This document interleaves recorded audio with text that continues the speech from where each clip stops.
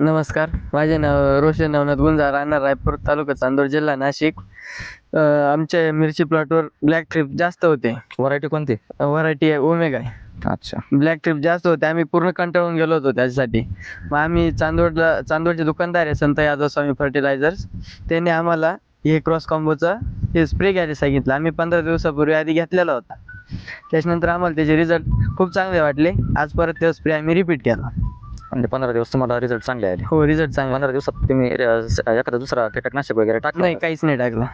अच्छा, म्हणजे 15 दिवसामध्ये तुम्हाला लाल कोळी आणि ब्लॅक थ्रिप्स 100% कंट्रोल मिळाला. 100% कंट्रोल. बरोबर. आणि आज परत तुम्ही सेकंड स्प्रे घेतले. हो, सेकंड स्प्रे टाकला. व्हरायटी कोणती तुमची? ओमेगा आहे नी? ओमेगा आहे. प्लॉट तुम्ही बघू शकता.